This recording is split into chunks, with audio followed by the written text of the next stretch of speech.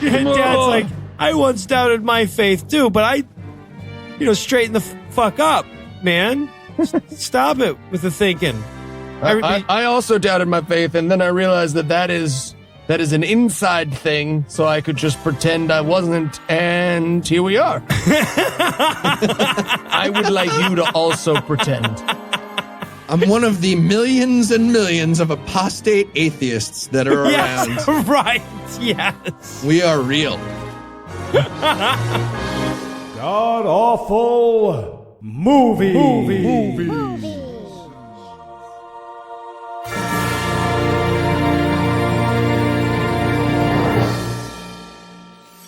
Welcome back to the GAMcast, where each week we sample another selection from Christian cinema because we can take it. I'm your host, Noah Lugeons, and sitting 700 miles to my immediate left is my good friend HeathEnwright. Heath, welcome back.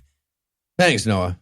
So, you know who's equally good at throwing footballs and making movies? Not Tim Tebow. He is terrible at throwing a football, but just egregiously bad at making a movie. Yeah, I don't know if it's equally. Wow. Tim Tebow in the cinema business. We're all fucking doomed. It's like we weren't doomed already, and then that happened. We got to see the inside of Tim Tebow's stupid brain in this, right? Because, watching this movie, you understand why Tim Tebow liked this movie, and you're stupider and worse as a person for it. It's great. Yeah. No, he's just barely professional at both. Yep. Exactly. And that voice you just heard, by the way, that's coming from 900 miles to my northeast, and it is from my bad friend Eli Bosnick. Eli, how are you this fine afternoon, sir? I'm fantastic, Noah. I didn't realize this. I have written 8,000 movies. Did you know that? We've written 8,000 movies. Any series of events in your life is a movie. Or in an imaginary life, even if it's stupid. And cut. Wrap it. Movie. We got it. There we did it. There's one. All right. Sequel? What we're about to say. Yeah, exactly. And wrap it. All right. So we've already heavily hinted at it, but why don't you go ahead and make it official, Heath? What will we be breaking down today? All right. We watched Run the Race in theaters. It's the story of Tim Tebow and his brother in high school and all the fascinating running they did. They ran. Yep. And most of the story is about these two main characters fighting over who gets to be the protagonist, but neither of them wants to do it. It's the reverse fight of what you thought I meant. Yeah. It's a fight between Tim Tebow and his brother to please let me be a side character at most. It totally is. The plot of this movie is the same as Mario, like to get from left to right, basically. Yeah. So, Eli, how bad was this movie? Well, if you loved Friday Night Lights, but wish it wasn't so caught up in the sports and the plot and the romances and the character, you will love this movie. It's, you want to know how I know you're gay? The movie. Oh, the movie. God. Varsity Blue Lives Matter. All right. So is there anything you guys want to nominate this one for being the best at being the worst at? Yeah, I'm going to go with best worst plot pivot. They start with a movie about football, like we were all expecting, but apparently the director got super excited about the action-packed world of track and field. Yeah. So it's basically Tim Tebow's career, except instead of baseball, he's a minor league baseball player now, by the way, after failing at pro football. So instead of switching to baseball, the movie found something even more boring to carry the ending, literally just running. Yeah. They pivot to running. This movie is like Tim Tebow was like, all right, tell you what, take these actors, you make me 4 pitches for 4 different movies. And everyone came in and the guy was like, it's about a guy who's not Christian enough for his girlfriend. It's about a track star who's got a brain tumor. It's about a football star who hurts his knee. And he was like, great, put them all together. Yep. All right, so I was going to go with best worst vanishing Americana. So this is a theme in a lot of movies now, especially in Christian movies, but in mainstream movies as well, to show sort of like the shitty town, the dying town in America as sort of a stand-in for lives that can't get any better, people who are stuck in a shitty. And when it's done well, you see a movie like Hell or High Water or whatever, when you're like, wow, that was a really artistic shot, the way that rusted out train on a track that doesn't go anywhere represented their hopes, or whatever. But the director for this movie, first of all, he wasn't aided by the fact that the lighting director just figured more is better, right? So everything is just bathed in fucking light in this movie.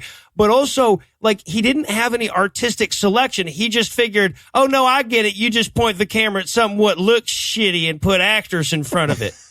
I got a half full kiddie pool. It's got some branches and a dog sitting in it. I got a rusted out running shoe. Can we use that? I have a closed old country buffet that has a fire in one window.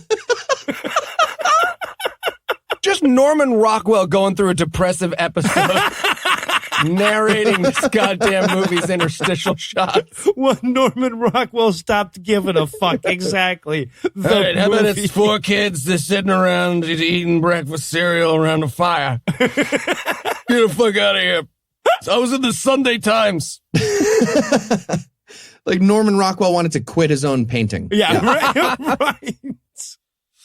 I'm going to go with best worst bad dad. Let me explain. We've seen a lot of bad dads, and some of them are actually bad dads, but this bad dad is like a lazy, half-hearted bad dad. Yes. So we'll get to it. He abandoned his children when his wife died. So his wife died of cancer, and he was just like, kids? Nah, not for me, and just wandered off into the distance. And this movie is his journey to be like, we good? Like, that is it. That is his whole arc. He's like a deadbeat dad for deadbeat dads, right? He's deadbeating deadbeat dad. Yeah. You ever addict to someone and you don't want to go through the kerfuffle of an apology? So you just come back and you're like, oh, what's going on, man? Which I did shit on your front porch, but we're fine, right? It's that, the fatherhood. Right, no, and that's the resolution of the, wow. All the resolutions in the film are like that, by the way. Don't spoil it, but yeah, it's similar maybe to what you said. All right, well, obviously we're all pretty stoked about this one, so we're going to keep the break brief, and when we come back, we'll dive into all the abject failures that are Run the Race. Watching a film like Run the Race brings up a lot of questions. Why didn't I stay in college? Why is it no longer possible to buy a small popcorn? And of course, is this really what counts as a movie? So with that in mind... This summer. Hey, Heath, you ready? Yeah, just 1 second. Just 1 second. 2 men will be called. Guys? Sorry, Heath's doing a sip thing, I guess? I'm not doing a sip thing. I was having a sip of coffee. I'm ready now. I'm ready. Okay, ready is sitting down in the room where I am. Okay. And 2 men will answer. Okay. I'm coming. Okay. Just let me. Seriously. I had one more sip. There was one more in the thing. From the makers of Run the Race comes Pod the Cast. Okay, I'm ready. Don't take a sip. I hate it. You took a sip. Fuck your face. And we're back for the breakdown. And before we even get to the movie, I feel like we should acknowledge that the first 3 pages of the notes consist of Eli and Heath's pre-show musings. Thank you. Yeah. Noah. That's the majority of my notes. I'd like to let's just play it like that's all my notes. Can we just talk about not this movie and just do the previews? We came real close to talking about not this movie. I'll after you guys go through I'll explain my pre-show musings, but yeah, by all means.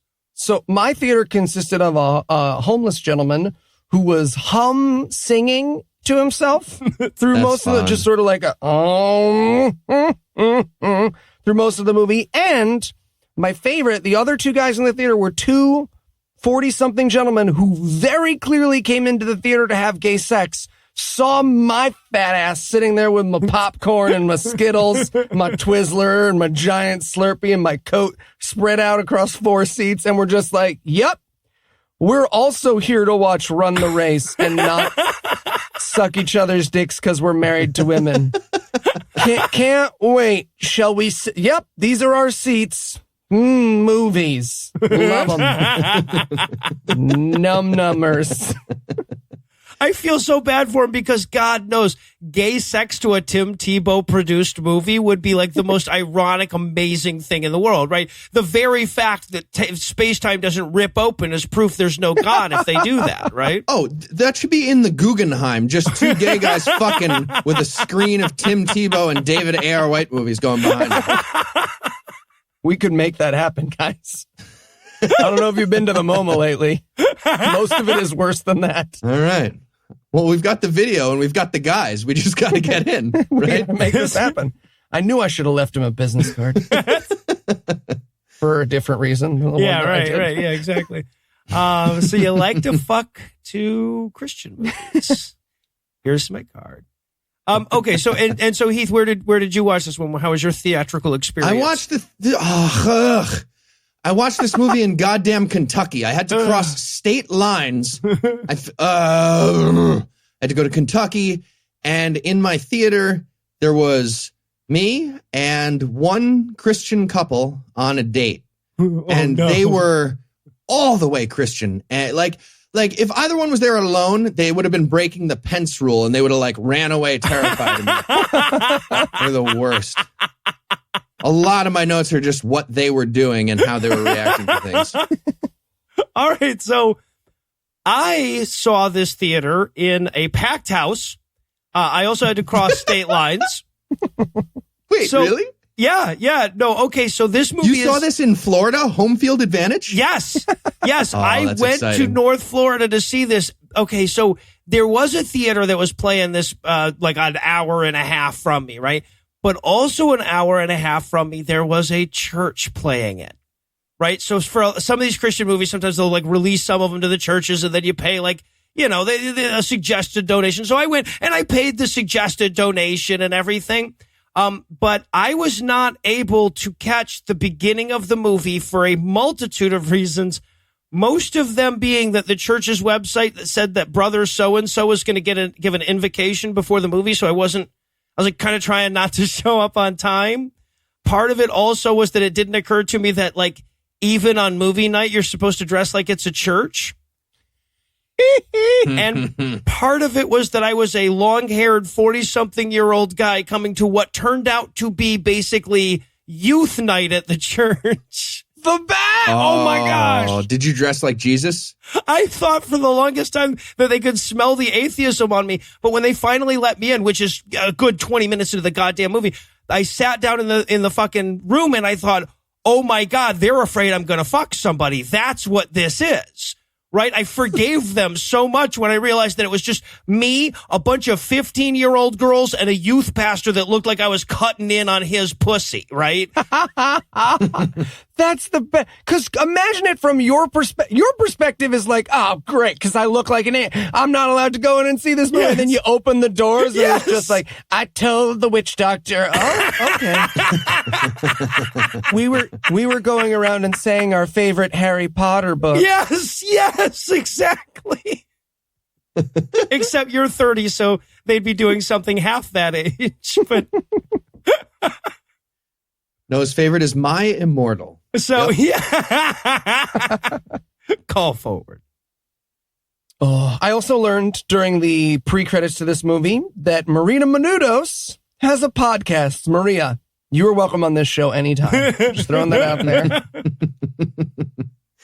I also got a few great previews. I think we're going to have to do at least some of these, right? We got Breakthrough, Absolutely. Obviously. I think we're going to do that for sure, right? Oh, yeah. For sure. Breakthrough with the Topher Grace is in that, by the way. Mm-hmm. Poor guy. Weird. Yeah. There was a movie Overcomer. Yeah. There's also apparently a movie called Biggest Little Farm. That's like, it's basically Faith Like Potatoes for 2019. Mm-hmm. And I'm pretty excited about it. It's in California instead of South Africa, but they're going to pray away the wildfire. That's what's going to happen in this movie. Nice. Yeah. So that's exciting. We get to just watch them burn to death in a fire while they're praying. I'm assuming. Anyway. But my favorite part of my pre-movie experience was the wildly sexual popcorn and soda commercial. Did you guys have the same one? Oh, no. What's this? You didn't? Oh, it's insane. There's a guy behind the counter just dripping cum all over the popcorn and soda he's handing to this girl, and she's there with her date who's not as attractive as the crazy model attractive guy behind the counter at the movie theater. And the Christian couple I was with found that very inappropriate. They didn't like that. They tisked loudly? They tisked very loud. Yep. Yeah. Needless to say, there were no sexualized popcorn ads in my viewing of this film. But yeah, or beginning of the movie, honestly, I'm kind of at you guys' mercy. My notes for the first 4 scenes are, they're really not going to let me into this church. I'm just going to have to show up going so no, seriously though, how bad was the movie? Wait, so you really missed several, you missed I missed the first 15 minutes while I was trying to talk the guy in the door into letting me in. Oh, me too. We can just Okay, here we go. Eli, this is your chance. Okay, this is your hardcore history. Okay. Quote. That's what you're supposed to do, right? Good. How do they do it? Oh, I got it. It's just like a diatribe. This movie. Don't say a slur. Don't say a slur. Kikes. I'm sorry. All right. So how did this movie start, though? Like I said, I got in there. I'm honestly probably 15, 20 minutes late. So you guys are on your own here. That's a great question, Noah, because the answer is with Confederate imagery. If your guess was 0 seconds before Confederate imagery, there's a sign that says the rebels, and you're like, oh, I wonder. And then there's a giant Confederate flag being waved around by a teenage girl. Oh, God. Yep. That literally happens. And the other part of the opening is it's a cold open on a guy silently vomiting into a garbage can. That's the first thing that happens. Yeah. It's weirdly controlled. He's just kind of like efficient about it. He was just like, okay. All right. So I didn't see the beginning of this movie, but I did live it. Good. Yeah. So then the football team, Heath, you're a sports person.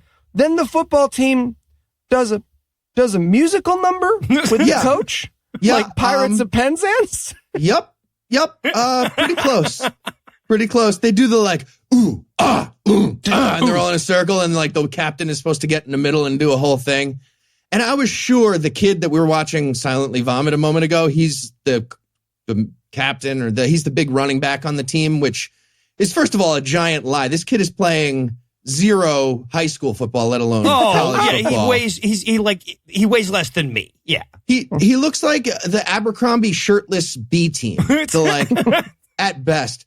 But I was dying for him to get into the middle of this circle and start freestyle rapping, but it sadly doesn't happen. I just wrote in my notes, Nathan Phillips walks in the middle of them, starts playing a drum. Oh, everyone, come on. Be cool. Everyone looks sad. Look sad. Gonna get us in trouble.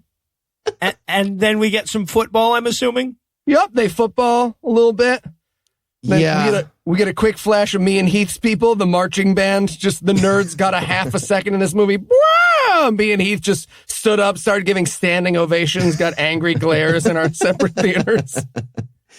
Yeah, and the football we're seeing, it's somebody just knows football from playing Madden at the very most. So it's just spin move, hurdle, spin move, hurdle, spin move. It's so dumb. They just run the same play over and over. Oh, sweep right. Got it. That's all they knew. Yeah. They'll never suspect we'll sweep right 6 times in a row. But they won't. That's actually true, but they don't do that. No, yeah, no, you're right. You're right. Yeah. And then after the game, he goes up to the coach and he's like, Coach, was the Florida Scout here? And coach's through line in this movie is stop thinking about whether or not you're going to get into college and take us to the playoffs. Yeah. Just win at the game. Come on. Don't be a dick. Yeah. We also learned he scored 5 touchdowns in one game, better than Al Bundy. Al Bundy can suck a dick. Yep. They don't show us those 5 touchdowns during the football sequence, though. They just tell us. Yeah. God, give me that's stupid. That's They did just some so sweeps. stupid. That's like Eli was writing like what the football player did that was amazing, right? How many 5 footballs? touchdowns. 97. Less? 0. More? And then we cut to their gross poor house full of gross poor things. And Zach, who is the football star brother, what's the other brother's name? Brain Dave. tumor one? Dave. We Davey. don't learn Zach and Dave until Act 3, so you're welcome. Thank you. So Zach wakes up and someone is shining lights in the window. Ooh. Yep. And it is, you guessed it, deadbeat alcoholic dad. Like every goddamn football movie. Can we get one football movie without this? Just like one with like a super positive dad and a wasted mom. Like that would be fun. Like I would watch that. A gender swap football movie. Yeah, exactly. Oh. Yeah. Just like, I don't want your life. Well, you know what I do? You're a pretty good dad. I would love your life. I want to quit football and start an emo band. Bounces the basketball off his face. Oh my God, I'm so sorry. You okay? No, I'm fine. I'm fine. Thought you were doing like a power move thing. No, I wouldn't do that. I know you wouldn't. Stupid. Thanks for all your support. Yeah, no. And for telling me to quit football. So, okay, so I'm sorry, you guys got to fill me in here. So deadbeat dad showed up shining a light through their windows. That's how we meet this character? Yep. Yeah, and then Zach scares him away like a coyote with a baseball bat. He's like, get on, get. Like, I expected the next scene to be dad, like, eating out of the trash, and Zach sees him out of the window, and he's like, come on, we got to get one of those lid locks. This is bullshit. He shoos him away with a broom and closes the recycling can. No, don't touch. No. Yeah. So, yeah, dad was just there to, like, break into the house and try to be dad again. He left him. We're going to learn in a minute. He left him after mom died. So we get a dead mom, too, which is from exciting. cancer. Right away. From Literally, fucking yep, cancer. we literally get a cancer mom. So there you go. Bingo. And then we get, this is one of my favorite parts. We get Zach after dad leaves. He goes back inside and he angrily, in the dark, watches Beverly Hillbillies. And it's just supposed to be this brooding moment, like, but he's got a bottle of Tabasco on the table. Not whiskey, not a beer, Tabasco sauce, and that's it. Just like, I was watching Beverly Hillbillies and drinking Tabasco in the dark. This is a dark moment. It's crazy. Him drinking Tabasco right out of the bottle. Just want to stand there and watch you burn. That is harder than I would have guessed. All right, so I'm kind of guessing on the timing here, but I feel like right about now was the point where they're like, okay, so what's the name of the show you review movies on? So that added a whole new complication.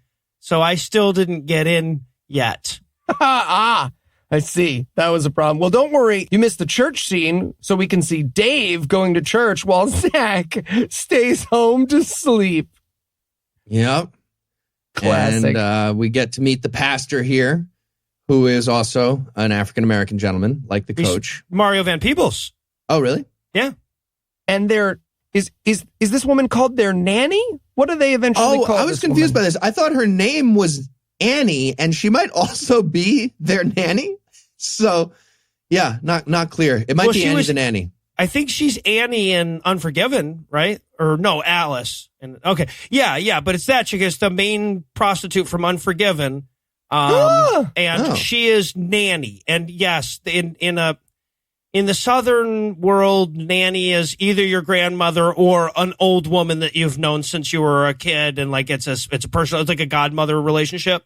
Okay, it's the second thing. I thought she was mom at first, but yeah, we find out mom's dead, and this is the older woman who takes care of them. Yeah. My only note about her is she looks like she's going to tell you the story of Darth Plagueis the Wise. But we get the classic pastor coming up to Devin and saying, hey, how come your brother's not in our cult? And he's like, oh, I'm working on it. And then Davey. End of that scene. And then there's a montage of sweaty young men. Yeah. I'm pretty sure a training montage for becoming gay. That's what's happening, right? It worked. Damn it, I missed this. I mean, there's no other way to explain this. Like, it was over the top. Like, Tom Cruise walks by with a volleyball inside of his ass and is like, guys, tone it down. Like, that's... Come on. Gross.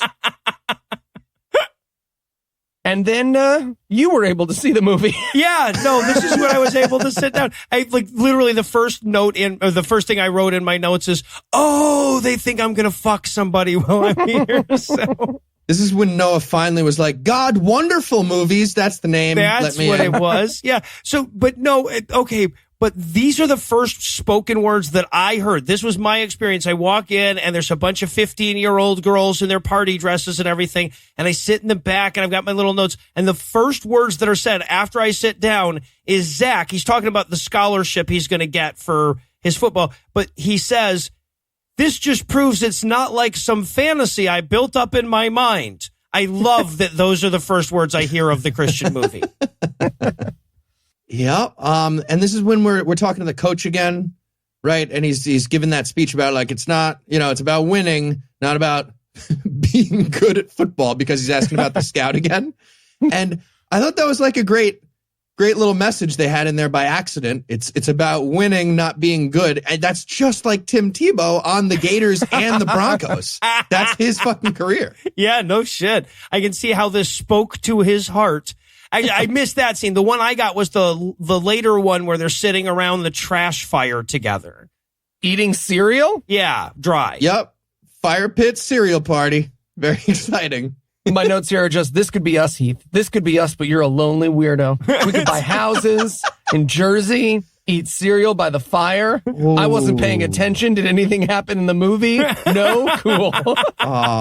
What cereals would we get? Oh, whichever ones you wanted. Cocoa Puffs? Any ones I want?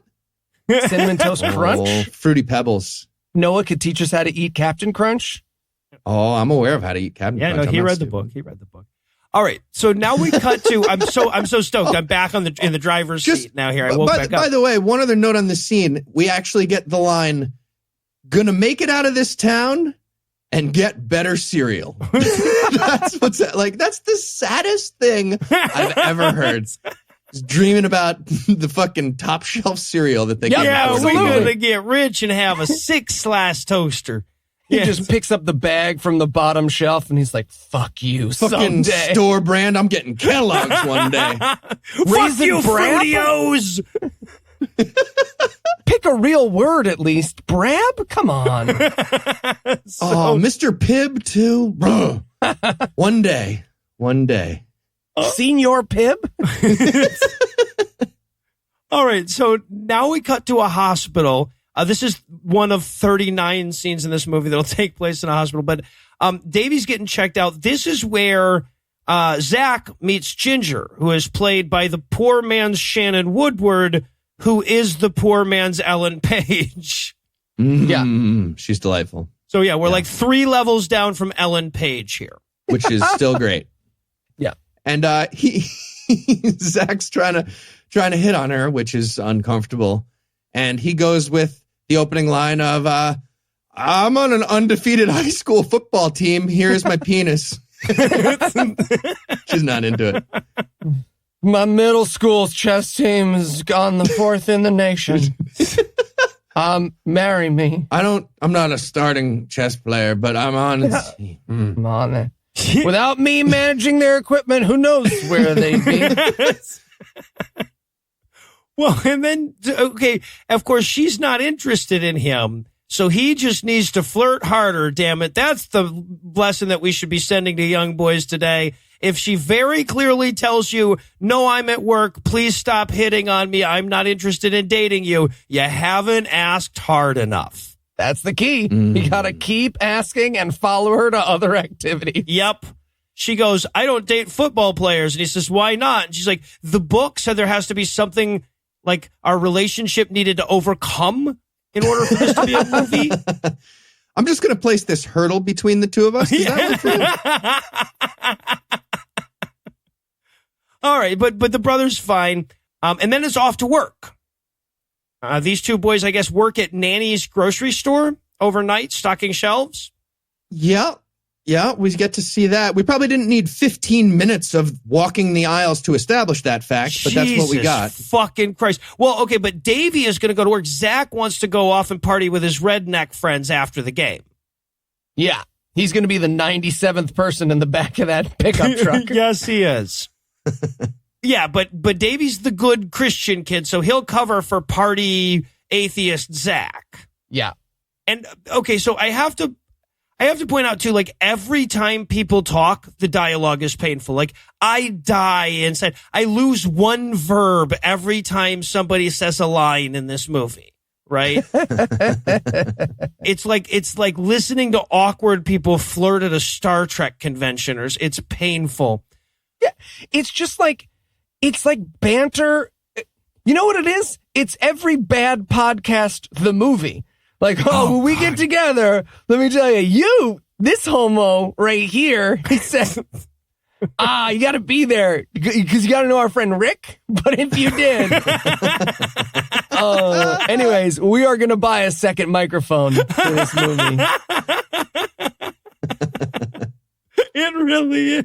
Also, I missed this scene because Anna and I were having a very intense whisper fight because I wrote a note about how there's no such thing as people who put food back at night during grocery stores. And Anna was like, do you really not know that there are people who stock shelves in grocery stores? And I was like, why would they do it at night? Why wouldn't they do it during the day? And she was like, they do it both times of day. How do you have so little knowledge about the world? And then we whisper fought for a while. So whatever you guys said happened during the scene happened. What do you think happened in the grocery store in your head before yesterday? So what I posited to Anna that she thought was unrealistic is that they set the shelves up in the back and they are on some sort of rotary system. Oh, Jesus Christ. Rotary?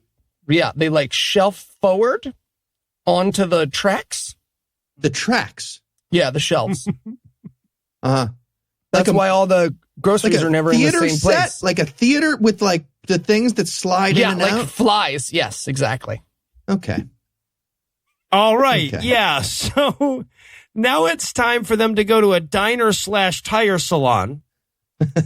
Where apparently, by the way, Zach is so good at football, he doesn't even have to pay for his burger. Yeah. They're in a combination convenience store / restaurant. Those are the best. Look, if I can't buy a lotto ticket while I'm eating, I will eat somewhere else. I would like those to be the best. They're not, but like honestly, now I'm thinking about it, like that would be great to have all that stuff together. They don't do that. They just hardly ever see that. Nope. This is our new business. So, and then pathetic dad shows up, right? This time not with a flashlight through the window, just like physically present in the room with them. He's picking at their food like your friend who forgot his lunch money, just like, oh, tater tots, huh? Bro, you don't want those tots, right? Help you with your tots? I'm going to stab you in the hand. Yeah. And Zach is, this is the only part of this movie I enjoyed, which is that there is a Christian movie father redemption arc going on with Zach just actively hating the fuck out of his dad while the two of them redeem their relationship. Yeah, right. No, Davey and Dad are sitting there going like, well, Dad, it really hurt. And then Zach is in the background just going, fuck you.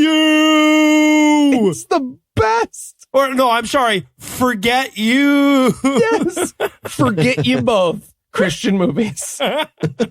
He's singing the radio version of CeeLo Green's song. Yeah. Get you. So Zach angrily walks off, but Davey hangs back with Pops. Pops is trying to get Davey to borrow money from Nanny and give it to him. Yeah. So even though we just had a moment where Zach was like, hey, we shouldn't trust this guy. He's a piece of shit. And Davey was like, he's our dad. Give him a chance. The moment he leaves, Dad's like, so this feels like bad timing, but can I borrow money from my son? I wish I could transition. How about that weather? Give me money.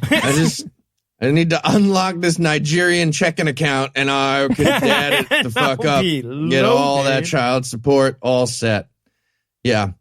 And we also get that that angry walking montage, which was fun, especially because of the music for me. Because the music, it's supposed to be an angry walking montage past like the rusted train track, like you're saying before, but we get happy walking music. That's what's happening. And it looked like the actor could hear the insane music choice because he almost stops to be like, really? Is that? I'm not Link going through Hyrule victorious, man. Like, I'm supposed to be angry walking. Is that I think I'll go for a walk outside? Come on. No, stop it. This is crazy. I can't even walk the right speed. It's nuts. I'm here by the old dirt factory. You guys are Well, and what's amazing, too, is that other than that moment, the music is always so ridiculously on the nose, right? The lyrics are basically describing the on-screen action in every other moment. But eventually this angry walking montage culminates in him going to yet another redneck drinking party. Teenage party! Cornhole, Heath. They had cornhole at the party. Oh, I was so happy about the cornhole. I'm undefeated at cornhole in my entire life. Oh, you and I have not played cornhole. Oh, Cornhole Tournament, our new podcast where we go over Heath and Noah having just played. Almost certainly remain undefeated. I've played so many games of cornhole and I win every single time. That's a fact. See, that's why my notes say I just realized that my co-host and business partner's life goal is to go back to a high school party. They're so fun. High school parties were the best. Oh, I missed that. Just out in the woods. You were happy with just being in the woods with one red cup. That was it. Cornhole was bonus. You better not fuck up that red cup because there wasn't another one. That's where my life peaked for sure. Also. So we watched the redneck. Sometimes I do that now by myself in the woods. You don't know.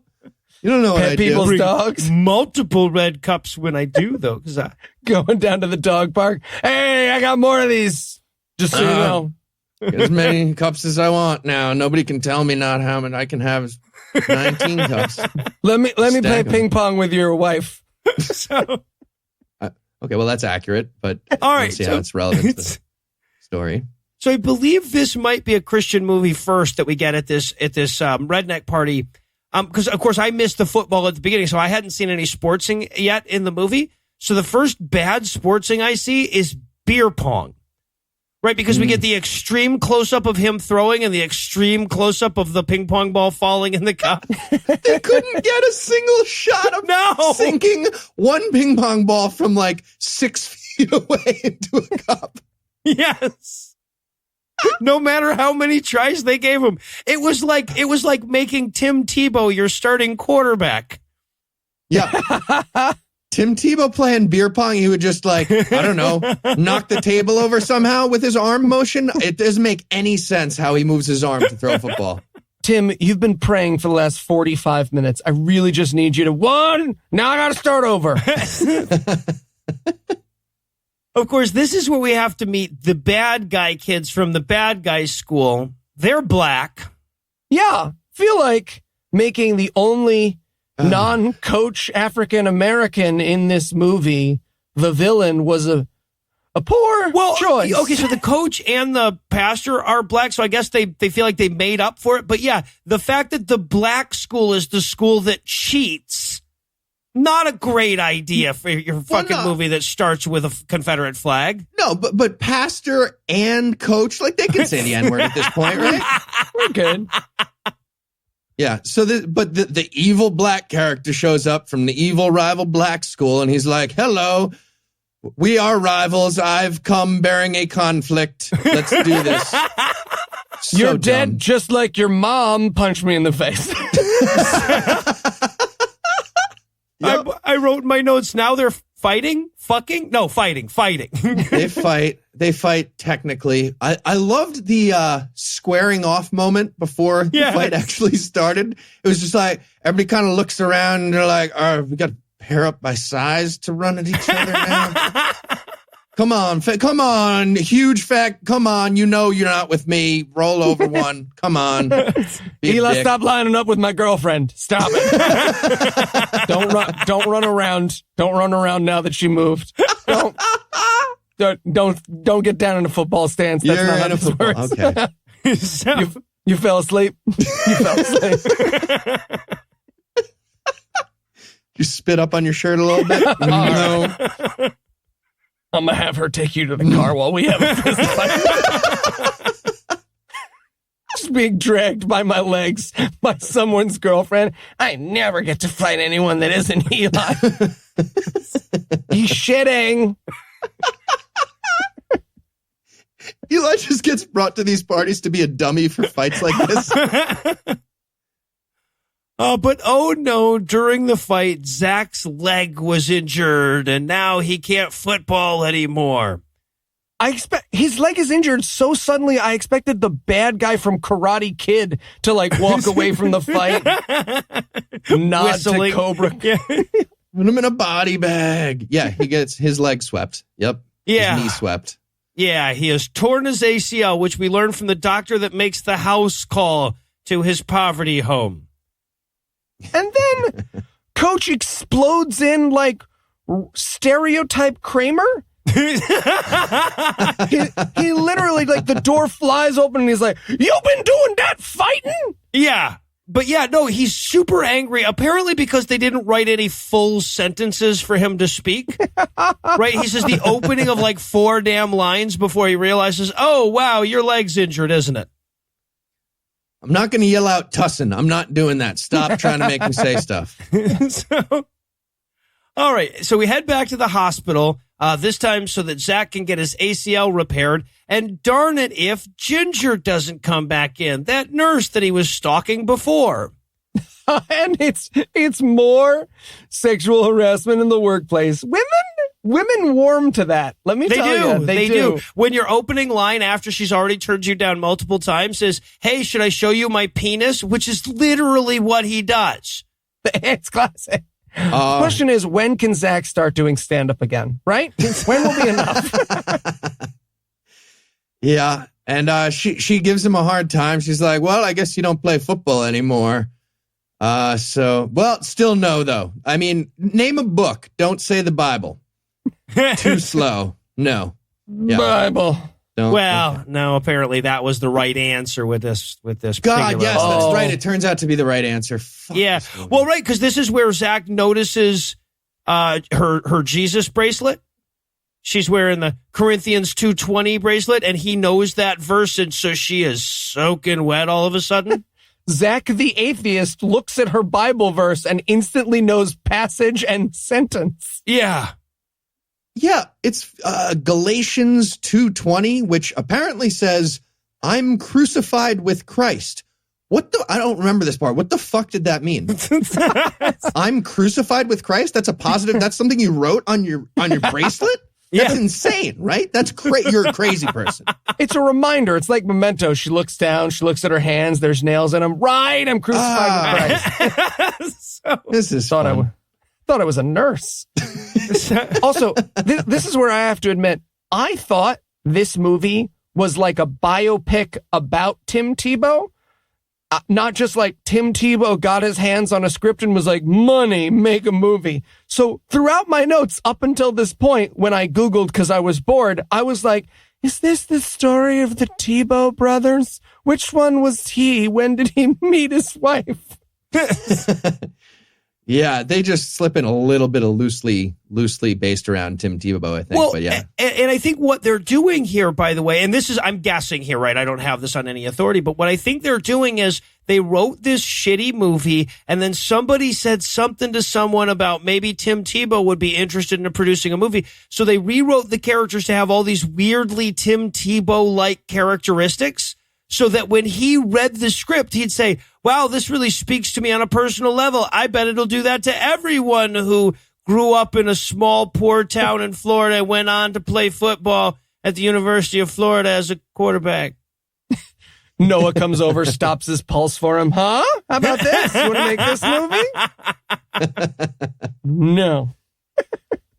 All right, but now it's time for some more football. This time, though, Zach is on the sideline with his crutches. He gets in a crutch fight. Hey, you know what? People say we don't give Christian movies their credit. If you try to crutch an opponent in the head, I love your movie. So there you go. 5 stars. Okay, but he had an ACL tear like yesterday, like a few days ago, and he's jumping around and like he gets into a breakdance fight with this rival black character.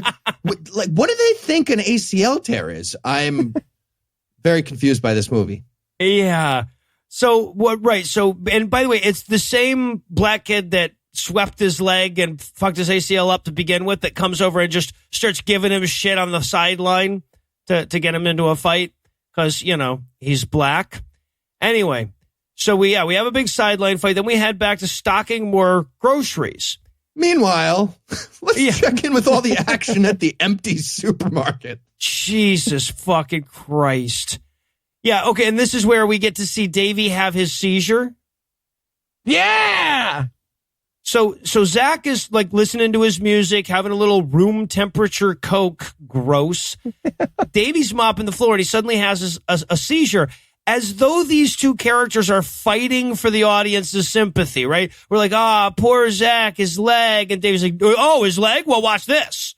Blah, blah, blah.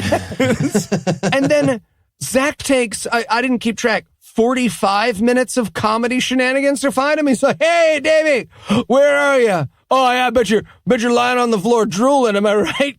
Classic Davey. No. Yoo-hoo. Okay, you know what? I'm going to count. I'll turn around.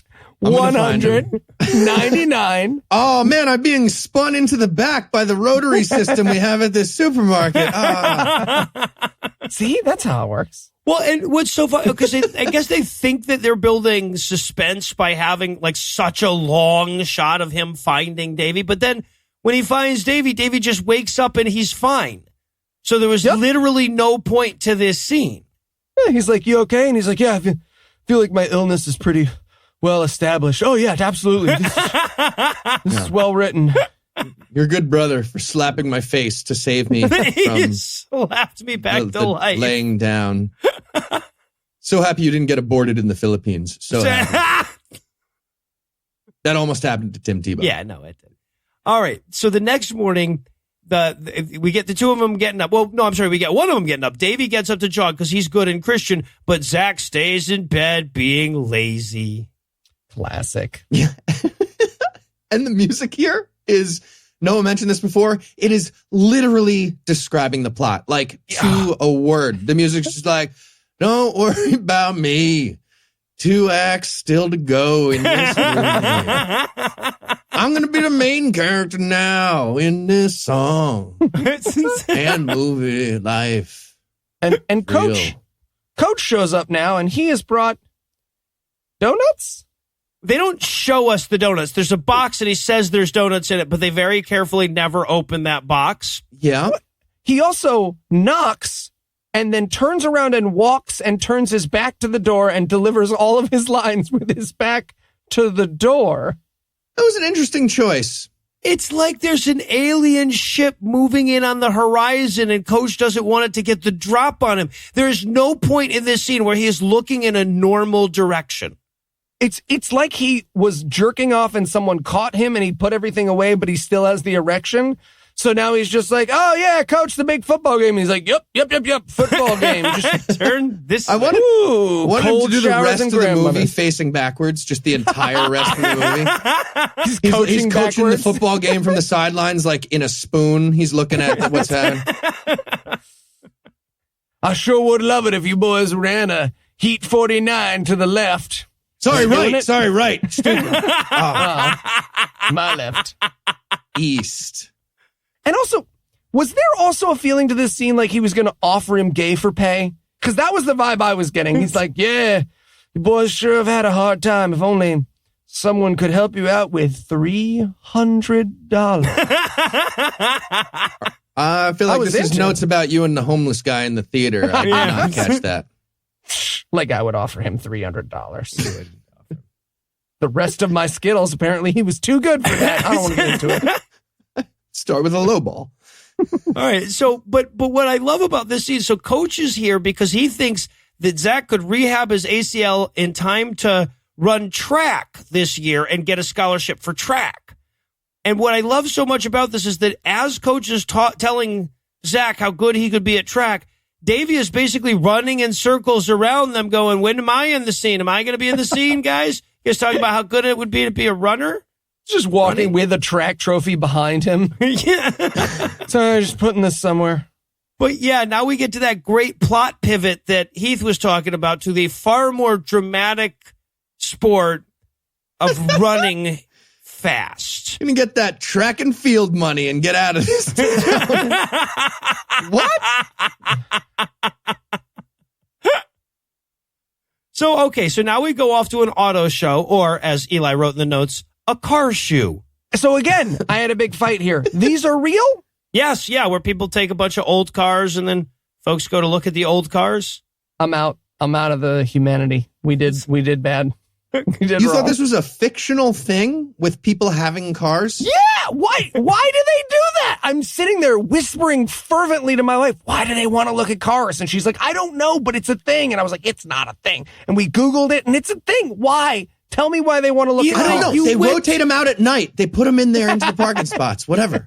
Eli, Stop you talking. went to a magic convention and you're I going to know. get all shitty with people who like cars? No, I just didn't know what it look.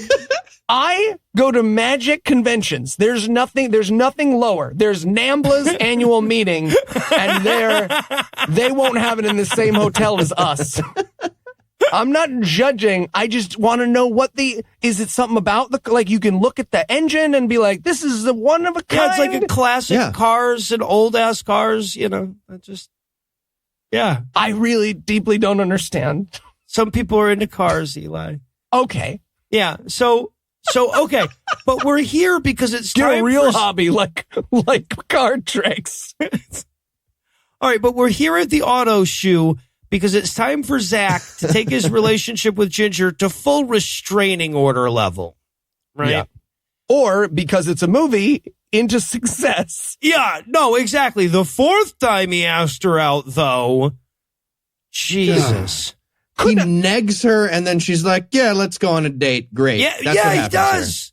He does. You're going to be dressed so shitty. Will your hair look better, Ben? here. Ugh.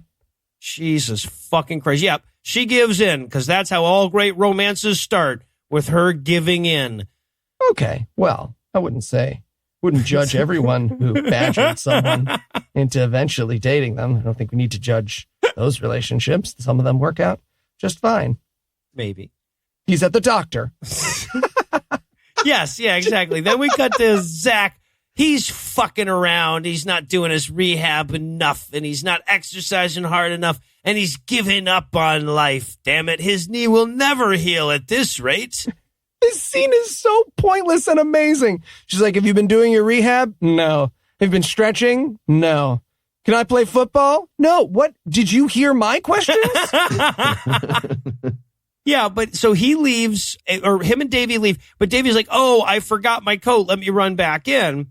And when he runs back in, he asks the doctor if he can run track. Not if Zach, the one with the torn ACL, can run track, which as far as we knew was the point of this, but whether he, Davey, with the brain trauma disease or whatever, can run track. She's like, ugh, they're making me become the fucking protagonist, I think, for the end of this. I don't know. Can I run track with my fucked up brain thing from football? And the doctor's like, yeah, that's cool. As long as you don't have any evil black track rivals, I guess. It's safe. Fine. Yeah. You have any of those? Stay away from Edgewood. So she says, sure, why not? So on the way home, Davey tells Zach that he's cleared to run track, but he'll need Zach to help him out, to be his trainer, because who would make a better trainer than a guy who several months ago tore his ACL? So this is where I realized in the movie that like no one who made this movie knows anything about sports, because this is the kind of writing that I would do where it'd be like, hey, look, I play a run with the run sport. I could teach you to run. Yeah, man. What do we do? Oh, we'll just run? Okay, cool. Yeah, we'll run every morning at run o'clock. Yeah, we'll just there's run. And nothing else to it. Yeah, eventually exactly. I'll be the best runner. Yeah, if we run, yeah, we'll just run. Great. Sports, nailed it. How do grocery stores work? Are you running backwards? Well, okay. Sorry. That's going to make you a worse runner. I love, too, that Davey keeps saying as he's trying to talk him into being his trainer, he's like, come on, man, we have nothing to lose. As though, like, having stakes were a bad thing in a movie. right? Like there's literally no bad or good outcome for this. It's neutral. It's There's no completely plot yet. neutral. I feel like this was in the writer's room. They just took that down and was like, there are no stakes. We need some stakes in this movie. Fine. It gets shuffled in with the script. Yeah. And then it's time to go have our coffee date with Ginger so we can listen to unwitty people write wit again. And write about drinking coffee with a goddamn straw. Hot coffee. Hot coffee with a straw. Look, we have seen some crazy Christians don't know how the world works movies, but This is the pinnacle, no? two teens sharing a cup of coffee with a straw. That's pretty great. There were gaffers and lighting designers and techs and PAs. There had to be coffee drinkers. Yes, there is. Like it's statistically impossible that no one on that set knew how coffee works. Dozens of voting age adults watched this and were like, great, good job, everybody. Let's move on. Excuse me, waitress, let me get a straw for this coffee. No, you're going to burn your mouth off. You're an idiot. I'm 8.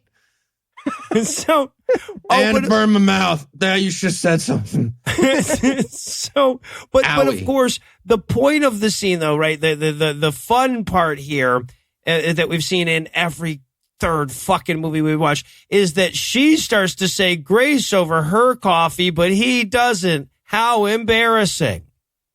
Get your bingo cards out, everybody. And this is when the couple next to me was like, it's like our first date. It's just like our first date. We did grace. We drank coffee through straws. Oh my God, I was so fucking, I almost started yelling at this point. Just like, shut your mouth. Shut up. All right, but he prays with her and says grace with her because he doesn't know any better yet. I didn't at that age either. She's cute. I would have done the same. So no judgment. Do it right now. If I walk downstairs and my wife's saying grace, I'm going to bow my head and go through my memorized deck. Just 4 clubs, 2 hearts, 7 times. All right, so they leave the date. The walking away on the date thing, I only bring it up because there's like 3 instances of casual racism in this 90-second scene. Oh, the what if a black guy tried to mug you? Yes! I would use my Chinaman karate on him. I was amazed. Like, I thought he was going to miss the 3-beat and just be like, build the wall. I don't know. Sorry. Felt weird. Yeah, they're walking away. And she's like, you don't have to walk me to my car. And he's like, what if someone attacked you? Like that guy, and points to a black dude that's walking by. He's like, man, why's it got to be me? A bunch of people walk by. He's like, what if someone tried to attack you? Couple walks by, white guy with an axe walks by, then the black guy comes over with his kid. That guy. What if he tried to bug you? Oh, come on, man. He's pulling the black guy over. Sir, step out of the car. What if this guy tried to bug you? Like him. What? You called me over. OJ? And he's like, oh, is this a cuckold thing? God damn it. Y'all white people always. Okay. All right. So, but the date ends and then Zach and Davey go to visit mom's grave. But deadbeat dad is already there. With a beer and roses at the same time. This is one of the darker Judy Blume stories. He's literally laying on the grave crying. And so Zach comes up and he's like, fuck you. Oh, it's the again. Like, it is though he is there. He is us in the scene. Yes. Because Davey's like, hey, Dad, you sure do miss. Fuck your face. Fuck. I just wanted this conversation to continue throughout the movie. Boys, I know I ain't always done right by you. Boo. Fuck you. Fuck you, Dad. But I'm going to get right with Jesus, and I'm going to be your pappy. Eat a dick. Eat a dick. Again. Dad, this hasn't been a black dick like couple of years huge without you. But if you're ready Like change. corn. Like, you know, when you have corn, Then I like guess I can num. Just find it like in my running up heart. and down the sides With the start of the slow. giant black dick. Eat Maybe we it like could be- corn. Be a family again. I love you, sons. Fuck your face. Fuck your face.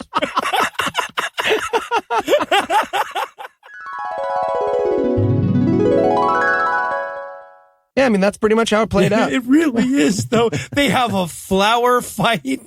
He throws his flowers at the dad. Mid-apology. He's in the middle of the dad monologue we know from every bad movie, and he throws flowers at his face. He's like, you know, boys, I've always punk. Oh, God. Them thorns. Little packet of poison stuff you're not supposed to eat got me. Sharp corner. So that wraps up, and then we get the scene where they're walking by the manger scene or whatever, and they're jealously regarding all the various nuclear families on their way into church. Yeah. At this point, I just wrote, this movie is a great ad for policygenius.com. And this is the first I saw of the pastor, and it's Mario Van Peebles, which I know because I originally wrote a joke about how he looked like Mario Van Peebles fucked something. And then I looked at the cast list and I'm like, oh, that was not a very good joke. Fucked his wife. Yeah, right. And then came to the movie. Yeah, but he's preaching about nouns.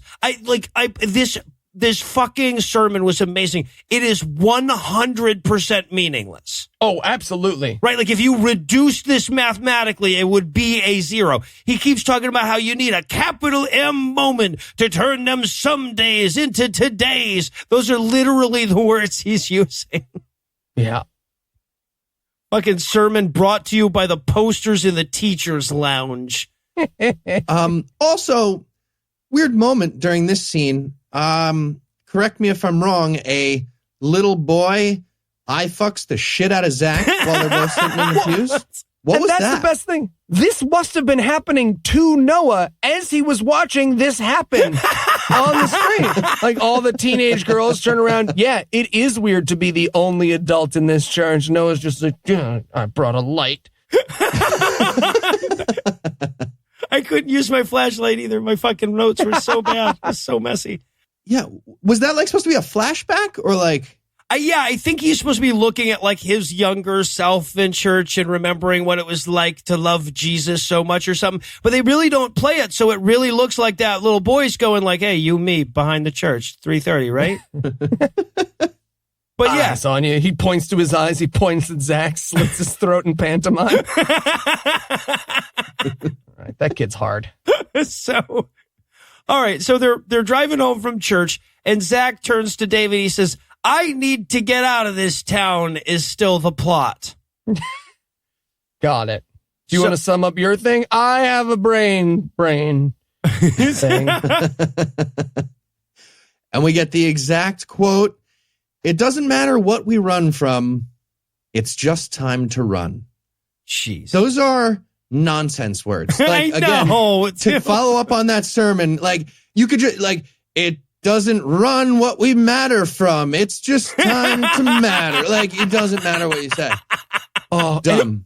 What's amazing is I guarantee you originally they thought this movie was going to be called Time to Run, so that this line would make any sense, but then it got changed and the actors were at the premiere just being like, why would they keep that? I don't know. Gotta make that sweet, sweet hour and 20 minute.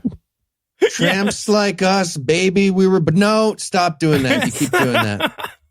Mona That's the Lisas boss. and Mad Hatters. Nope. And that's then we Elton get, John. okay, so I prematurely wrote in my notes here, running montage, but it's not, it's a movie happening montage, right? Like it's, because there's some running in it, but there's also some Zach finger banging Ginger and Davey stocking shelves and Dad playing pool and being absent.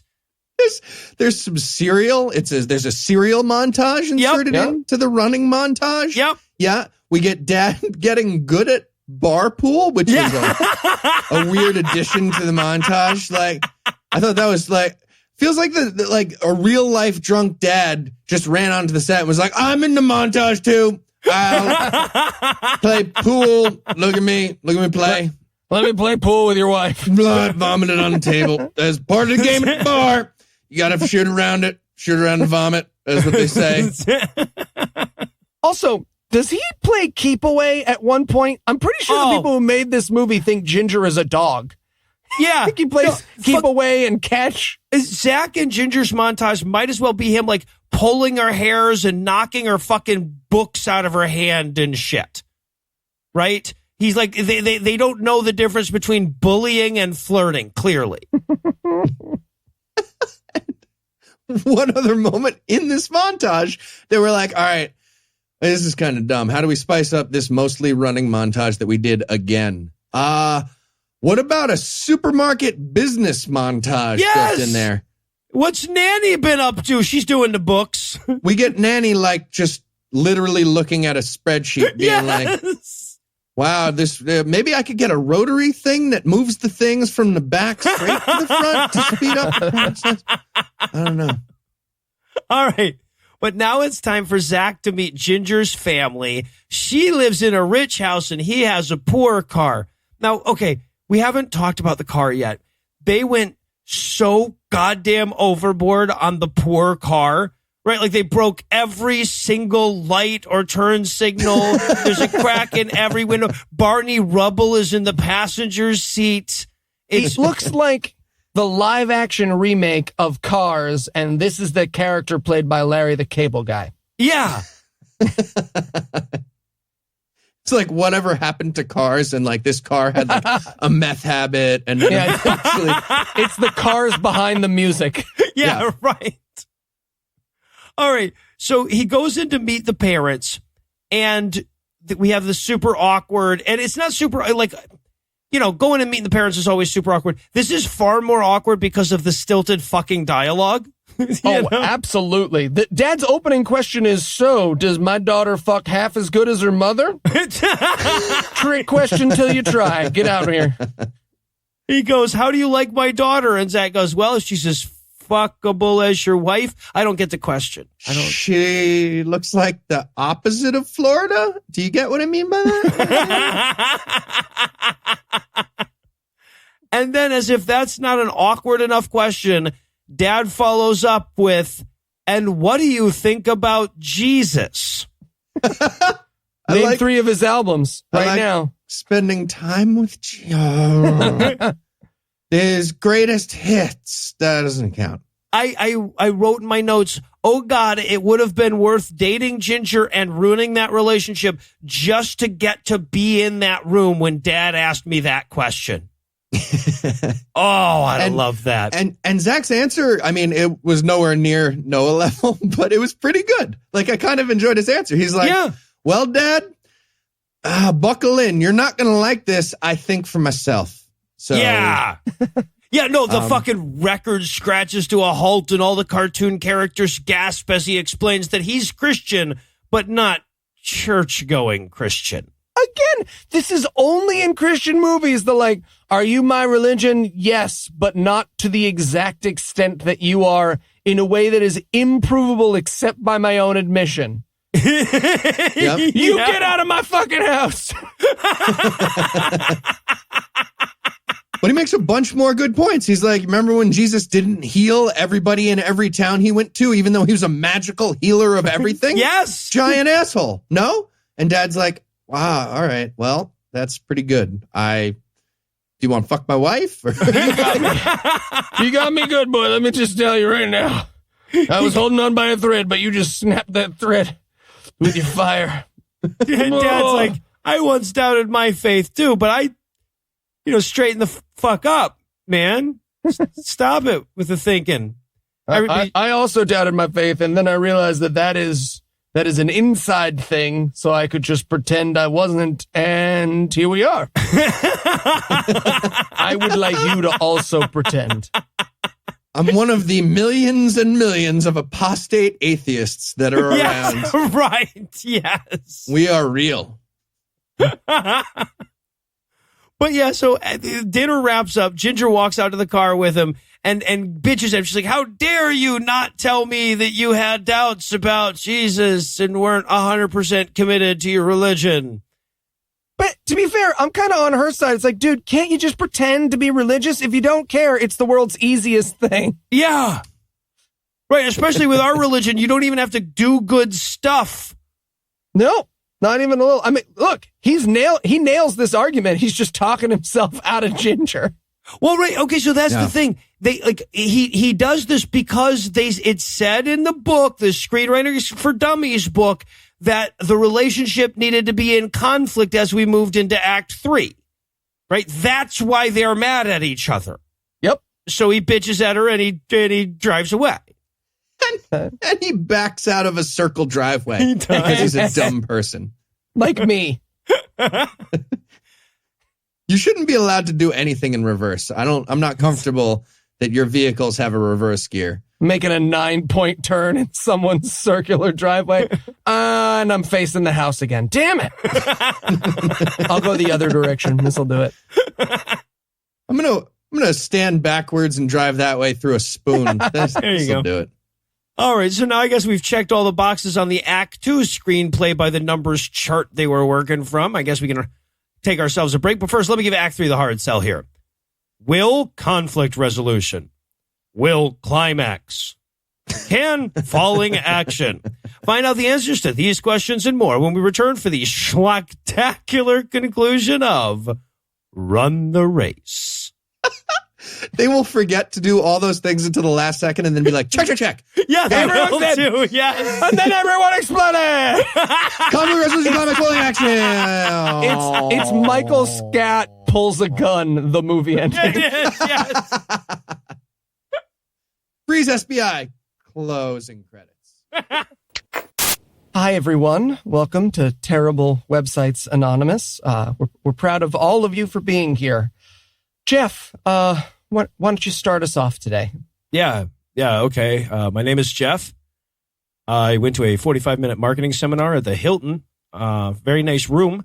They said your website was just a digital business card, and I figured, heck, I can do that myself. But no, I could not. No, you couldn't. Very good, Jeff. Remember, step 1, put your faith in a higher power. Specifically, Wix.com. I'd like to go. Oh, please, Bill, go ahead. Great. Yeah. So with Wix.com, you can choose from over 500 stunning templates. Or if you're totally new, you can choose their free website design tool. You just answer a few questions, pick the site you want, and Wix builds the base site for you. Then you can customize with your own photos, videos, and more.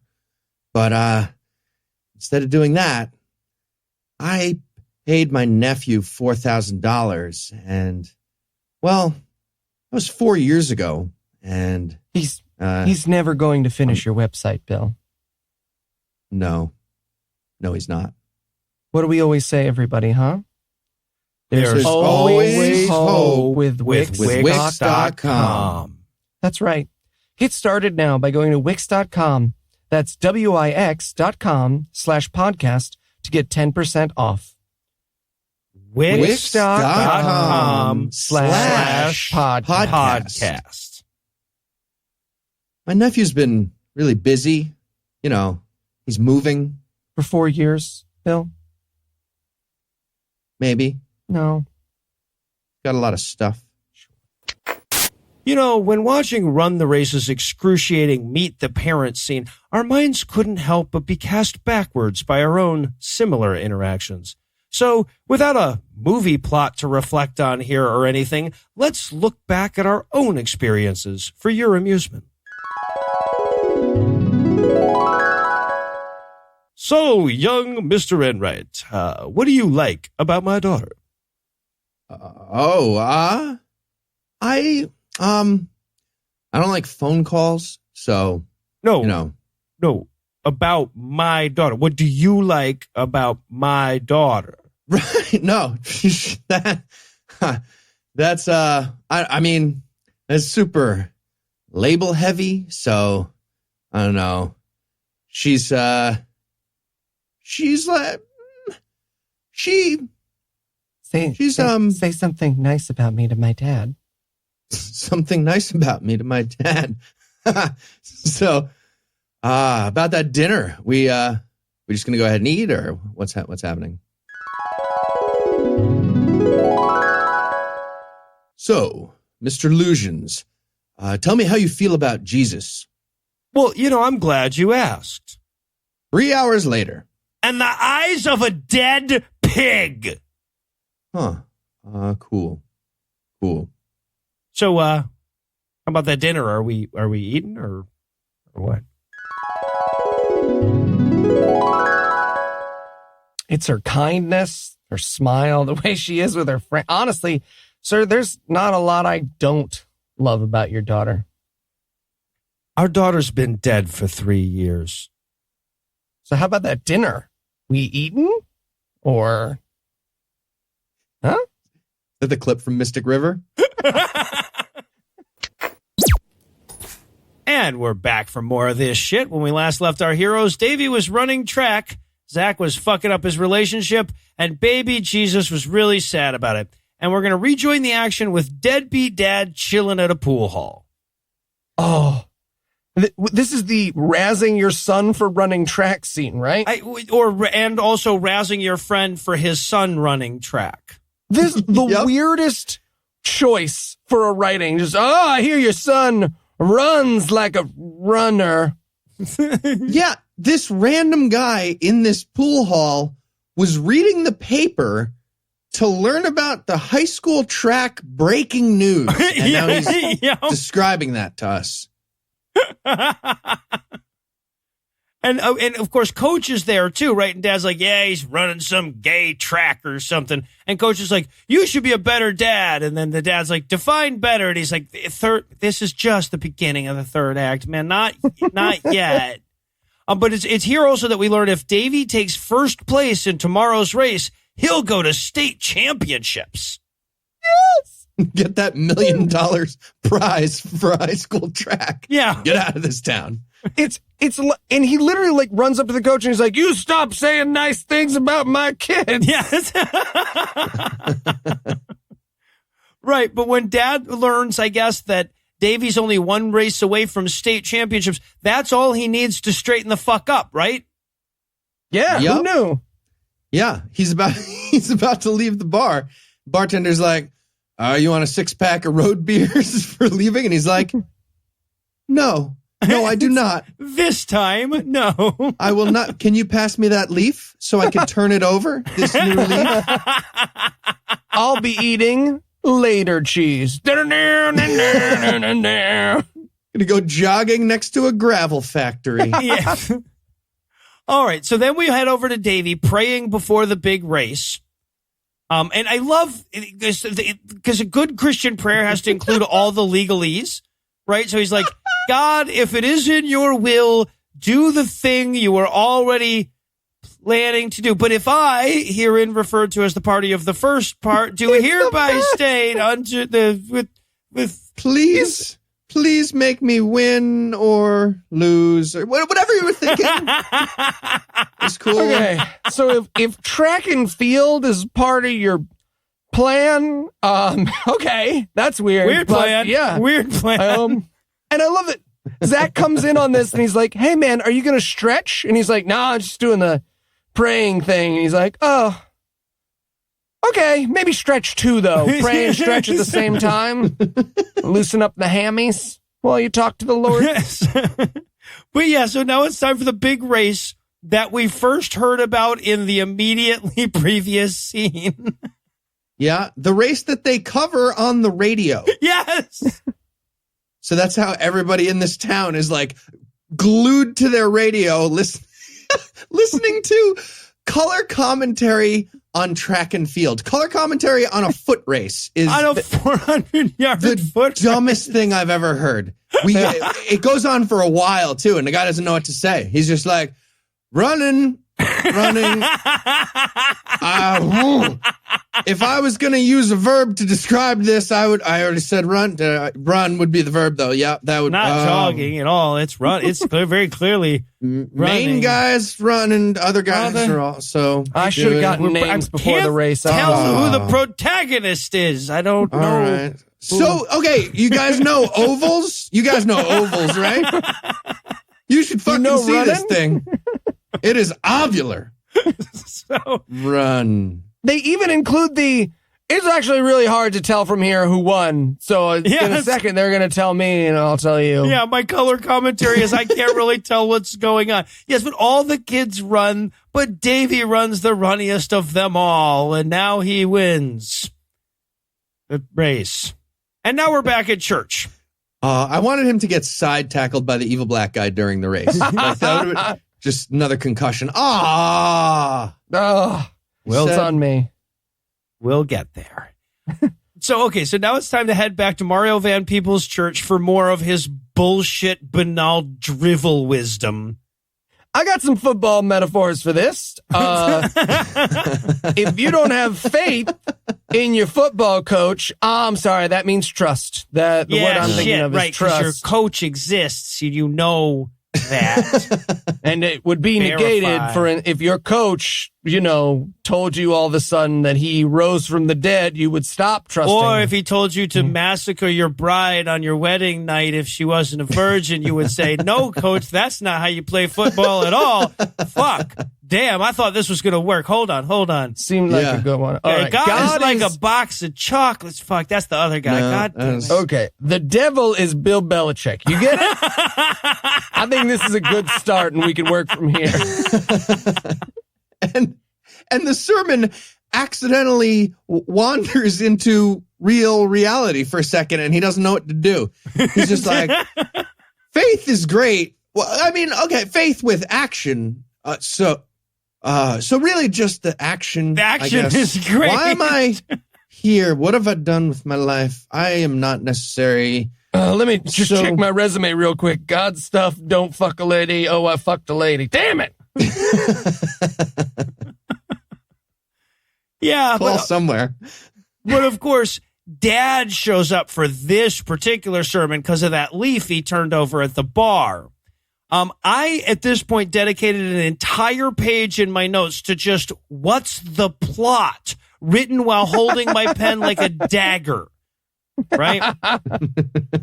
So, but church ends, Davey hangs back to Jesus it up with Dad a little bit more. Yep. Hey, Dad, are you all better because you're Christian now? Yeah, I mean, it's not the end of the movie, but it's close enough that I'm gonna. Yeah, the short answer, yes. I resolved my conflict off screen and entirely in my head. Yep. And we also get the bros talking to each other. What are their names again? I don't know. Zach and Davey. Zach and Davey. So yeah, Davey's like asking him about how it went with the date with Ginger's parents. He's like, did you fuck it up? Did you present the problem of evil to your girlfriend's parents? Yeah. What did we say about listening to Atheist Experience in the car before dates? Don't listen to. And you guys in the middle of an ill-defined Act 3 conflict? Yes, we are. Yeah. What do we do? We should running montage. Running montage.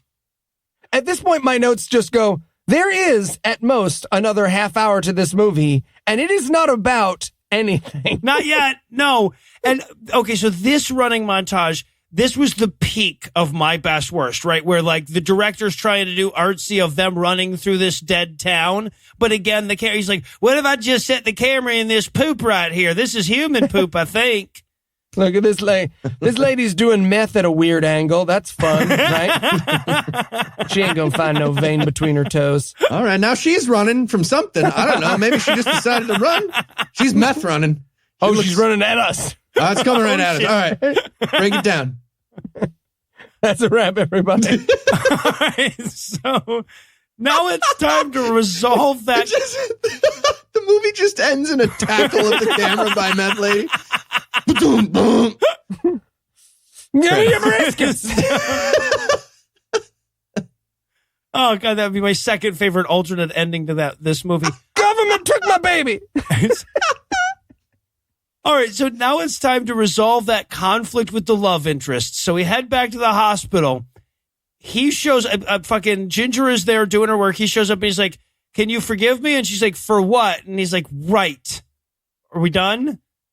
Yes. Yeah, and then they hug You're it out. not mad. And the fucking screenwriters tear out another page from their Screenwriting for Dummies book. Well, what I love is that she goes, She goes, "You really hurt me." And I just wrote in my notes, "Man, a conversations with me or Noah might kill this girl." She'd just be handing me sticks and stones at the end of it. No, just go ahead. Come on, please. Artie. All right. But yeah, but no, they resolve their conflict and then hug it out. They hug it out. He leans in for the ass out hug. I thought he leans genitals in not touching hug. Oh, they might as well bleep out a kiss. It's so bad. Censored bar appears over their faces. All right, so now we're back at the fucking poverty fire, and Davey turns to Zach and he goes, Hey, Zach, as long as no more medical maladies befall me in Act 3, my track scholarship is going to get us out of this town.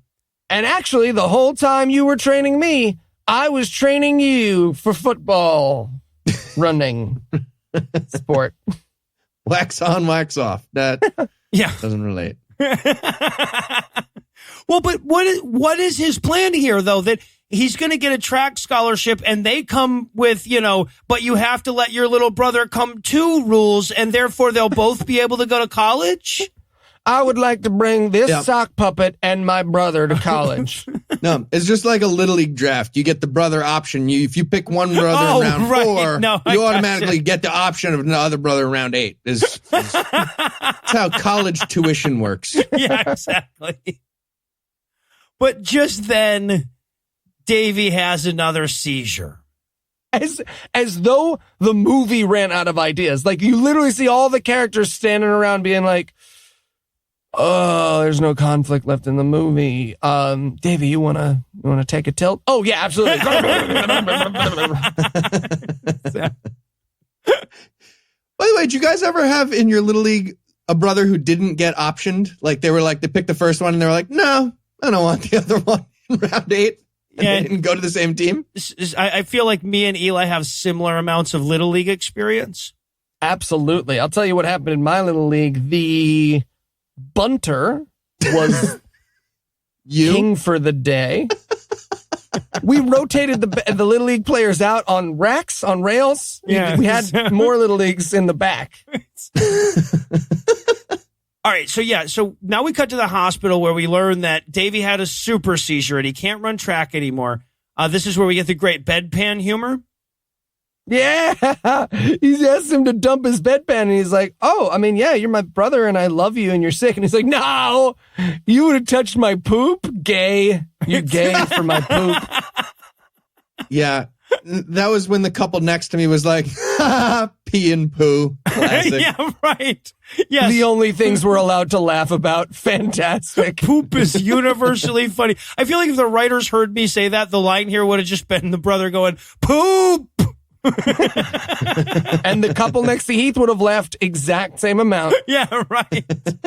He goes, "No, I'm kidding about the bedpan thing. Just pray for me." He's like, "Okay, so it wasn't the bedpan that was full of shit, but we were." I'd rather dump a bedpan, honestly. Yeah. Yeah. Didn't the pastor say that was dumb by accident? Shouldn't maybe do a real thing? No.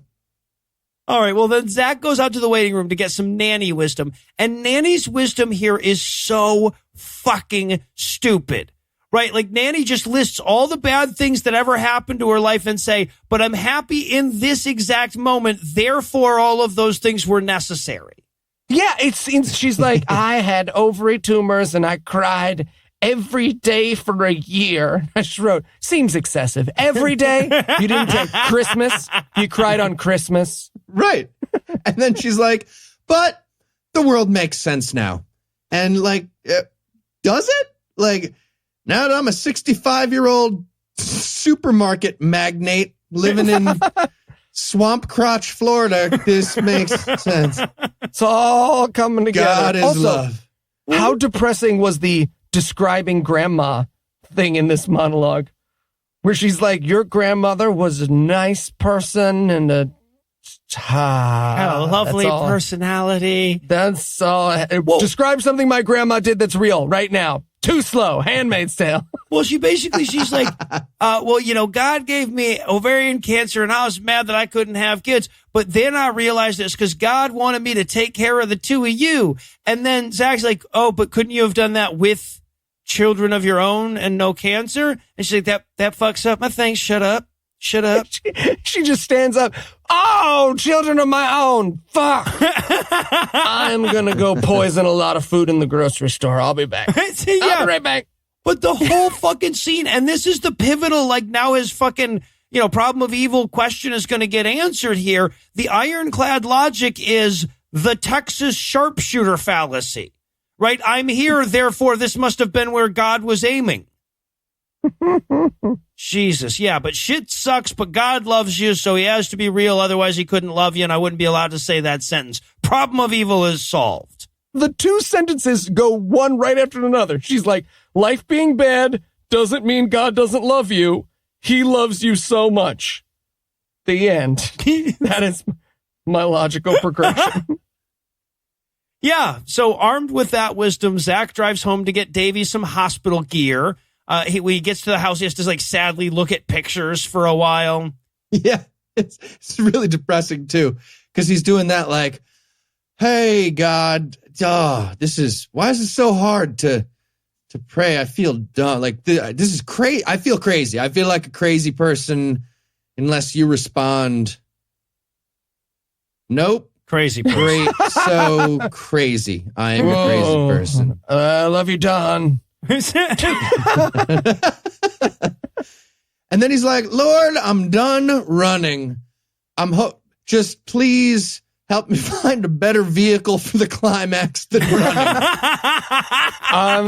This is a bad thing for me to say because tomorrow I'm actually going to run. Wait, are we doing a metaphor? Exactly. Is it a metaphor? No, it's just literal running. Cool. Of a metaphor at this point now. Yeah, exactly. No, let me explain. I'm done running, but I'm going to run the race. Let's call it that. Yeah. Jesus. Okay, so yes, he prays with great difficulty. The whole time there's a goddamn fish tank bubbling in this scene just to remind me of how much I had to pee at this point. So then Zach gets back to the hospital with, the goodie bag for Davey, and damn it if deadbeat dad isn't there, dead beating everything all the hell up. And again, credit where credit's due. This scene does not devolve into the I forgive you. He's like, oh, hey, fuck your face. And he's like, oh, son, I know. It's like only one of them is in the movie, and the other one's just like, fuck your face. Fuck your face. Yeah, but ultimately, Zach forgives his dad because I have to pee, damn it. And then, what? Conflict number 2, resolved. Rip out another page there. Yeah, it was just whatever happened in this movie, plus one more time being like, sorry. And then he's like, we're cool. Yeah, we're cool. Yes. I'm sorry, was that a fourth apology? We are good. Consider yourself forgiven. Let me ask you something. Did you say no to a road beer anytime recently? I did say no the other day. Just the other day. Swapped it for later cheese. I'm a changed man. Yeah. Okay. So now Davey wakes up. Zach's by his side, and Zach's like, hey, man, I brought you your Bible. And he's like, good. This has been working so well for me so far.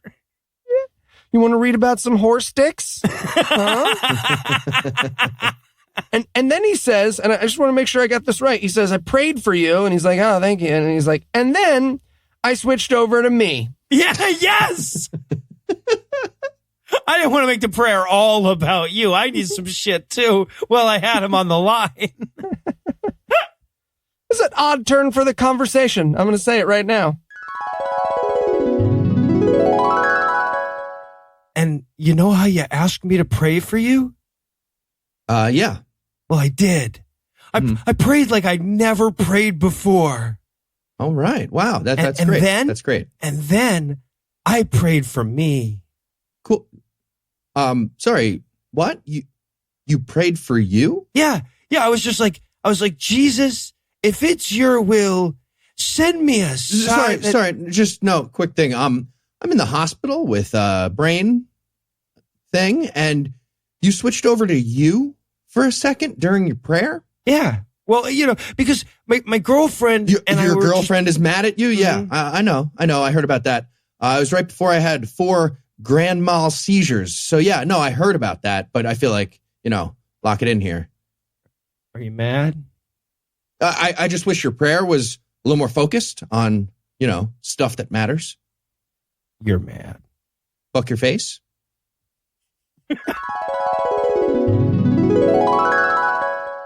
He's mad.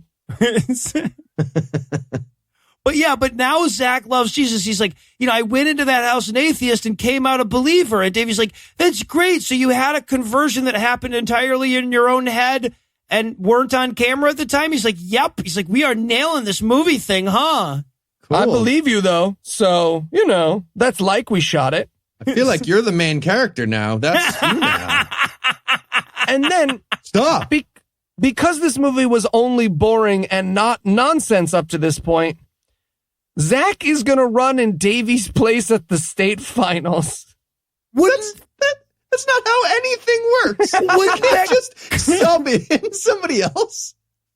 No, the last names match up. It's fine. Wouldn't that go to like the guy in second place? Or like, lacking that, someone who'd entered at least one track competition at some point this year? Are they twins? Are they supposed to be twins? No. Because they're not. I really wanted this to be true, so some kid can just be like, I'm not going to make states, but this is Usain. He's going to be running for me. Just put his times under my name. Just tippy-tappy in. He is my brother. Mom's racially cool. So she's a stripe. So he goes to tell the coach about this dumbass plot twist, and the coach is like, "Yeah, sure, all right, I'll cheat for you." The coach is supposed to be like, I don't care much about track and field anyway. I wanted the other kids on the track and field team to be like, "Hey, coach, we're standing right here. We can hear you." I want their story so bad, right? I want the kid who was the second best track runner in that entire school's story. Did you hear Davey's sick? Wow, this is my chance to get a sky. I'm letting his brother run for him. We're having Zach do it. Is he on the track team? Shut up. I wanted to see Zach faking a seizure at like the state championships. She's like, no, look, it's me. I'm Dave with the mush brain. Only he can shake like that, right? Look at me. Maybe I'll murder, suicide my whole family later. Just typical Dave stuff. Brain injury. All right, so now we're at the big state competition. Time for a pep talk from the coach. And the pep talk is basically, look, man, this isn't even really a fucking sport. This is like part of a sport, and you can play a whole sport. Fuck this track and field bullshit. Yep.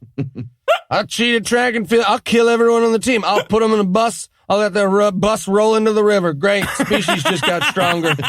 We're a football team. And fuck them. He actually asked the coach at this point, he's like, hey, you really think I can win this? And the coach is just like, no. Nope. No, absolutely. Everyone else has been training and they have ACLs. This is the dumbest plan ever. What are you talking about? You have an injured knee and track is not just running. Yeah. Also, your brother doesn't look like Groucho Marx. I don't know why you think that's a good plan. Stop putting your leg in my hand. But then just as he's about to go out to the race, the Florida scout from before is at the track meet looking for football players. What app? This all got so out of control. This is all such an obvious, crazy lie. Someone came in and they were like, you wrote the ending, right? And he was like, did I? He runs the track, but the football scout is there. And Tim Tebow was like, I love it. I'm going to go not be gay. I'm friends with Eddie George, so he will be the scout. That's actually Eddie George. Yeah, no, it is. It is, yeah. And by the way, yes, college teams scout track players for running back and wide receiver. Yeah, that's true. That's Ezekiel Elliott. He was a huge track star. Yeah, exactly. I thought they kept the track stars on racks at the back. Right, and just rotated them in when they needed new ones. Rails on the football. So I love one little detail here. The coach is like, no, this is a dumb plan. This is stupid, but I guess we're fucking doing it because the movie's almost done.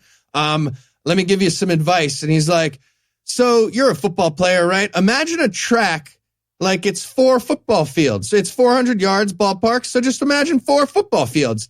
Like Like, it was complicated otherwise. Like, he was going to be confused. Right. He's like, but I don't understand by a distance track. as a concept. Put it into terms I know. When you get to the end of the football field, you're going to want to stop. Don't. Continue. You're going to think it's the end, but there's 4. So count them in your head. Unless you're at 4, don't stop. And then Honestly, that's his go advice. 5. I'll stop you. Run real fast until you're done running. Yes, exactly. Yeah. You also have no ACL, so everybody's going to be way ahead of you, so you can just follow them now that I think about it. Actually, when they stop, that's the end. You'll know. This Eli as running coach. You're going to want to run fast. Yeah. So I didn't murder the coach What and do they take do? over his life. all right. So now they're lining up for the big race. So The big foot race climax of this motion picture. oh, That's but what's no, happening. there's more to it than just a foot race. Okay. So I read a bunch of reviews of this one going in because I hadn't seen the beginning of the movie and I was hoping somebody was going to clue me in on what happened at the beginning in one of those reviews. But even in the most apologetic, trying to find the good side of this movie reviews that I found, they all were like, and then you get to the fucking race and it gets goddamn stupid. That's was like the such a Dove stupid review. goddamn- This just gets fucking yes, right. stupid. The Dove reviews are like, and then it was fucked. From that point on, it was fucked. Because as Zach is running, at the very same time, Davey is in the hospital dying.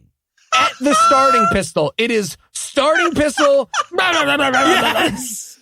Oh my God. I was weeping with laughter at this point, and the couple next to me was weeping with weeping at this point. And it was the best.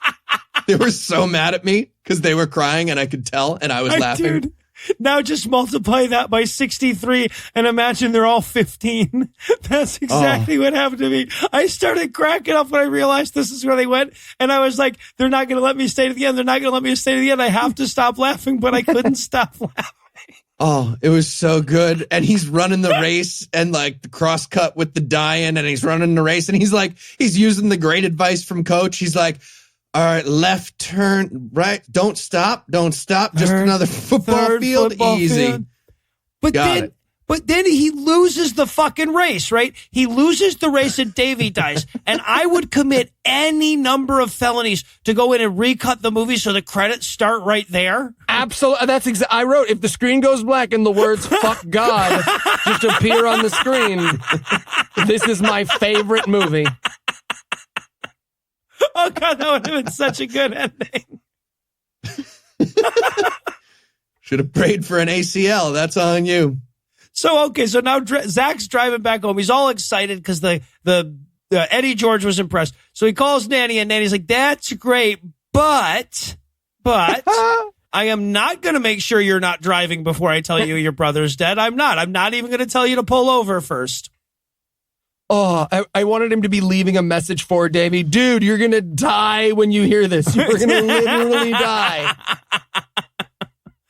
Oh, Jesus. Yeah, but he needed almost a whole scene to get over Davey's death and a montage. There's a montage of sad moments or happy moments with the brother from earlier in the movie. Yeah.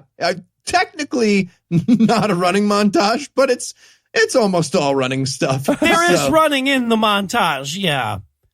It's at least as much of a running montage as the running montages have been. And then there's the scene where, like, Dad and Zach are remembering Davey by the giant garbage fire that seems to go 365 days a year in their yard. So they're sitting there with his pictures, and I thought they were going to burn them. Right. Like a getting over your ex thing. It's like, I don't think this is what we do when a child dies, Dad. Nope. Roman, that's what I did with your mother. Just throws the body onto the fire. Okay, that was excessive. You want some nice cereal? So Dad gives Zach Davey's Bible, and he's sure happy about that. And then he's over it, right? We cut immediately from that to Zach smiling dumbly at a football field, looking at the banner that says Davey was voted Athlete of the Year at Bremerton High, and you thought he'd never amount to anything. The shittiest, smallest banner ever. It is too. It's this tiny little 3x4 banner too. It's just a fucking Post-it. Yeah. Yeah, it might as well be an 8x11 sheet of paper that's taped on 3 sides. There's Davy's ghost hovering next to him. Ah, they printed word art in black and white. Ah. And also, by the way, Ginger's there as if to say, no, the writers did not forget that I existed. M2 in the movie. Yes. And now he's violating the First Amendment at a school. Well, right. Okay, so yeah, he's sharing his testimony about how his little brother is his hero because of how well he died. He can hold his breath like nobody's business. That's right. Why don't you die right now? God killed my brother, but in the nicest way you can imagine. Like I totally really get it, though. Nice way. Also, everybody needs to stop running and embrace who's chasing you. He might murder you, but still. Oh my God! So that's it. So the relationship between him and the girl was an analog for Jesus keeps asking us out, and we keep telling him no. Oh, We need to take the restraining order off of Jesus. That's what the movie. I just got the message. just wanted him to be like, and just again, quick reminder, that message, I am not the speaker for the school shooting workshop, so do not take this advice. I just saw you If guys it's a gathered code. together here and thought, why not? Yeah, but his testimony is basically, God killed my mom and my brother, and then he broke my leg at the height of my football career. He loves me. God needs to get Me Too'd. It's about time. Right? All right, and then Zach goes off to play for the Gators, and it's hilarious to see this kid in a college football uniform because he's tiny. Yeah. And then they show like other football players around him, and he's so goddamn tiny. Yeah. It's like watching my wife go out for fucking the football team. And then the movie ends, but they MCU it. Yeah. There is a Tim Tebow post-credit scene. It's of course he had to be in the movie. How many times do you think before they started shooting, Tim was like, just to be clear, I'm in the movie? And they were like, yep, we're absolutely part of the movie. Okay. Yes. I'm in the movie. Tell you what, throw a spiral right now. You can be in the movie. Oh, come on. Don't be dicks. Let me do it. Does it count if it's an N over N spiral? Like if I flip it? It's spiraling. It's spiraling. Pick 6. That's a completion. Yeah, right. All right. So I actually have a Tebow question to close things off as well. I'm going with 9 here. Over or under? Number of times Tim Tebow said, "Wow, this is like a real movie, huh?" on this set.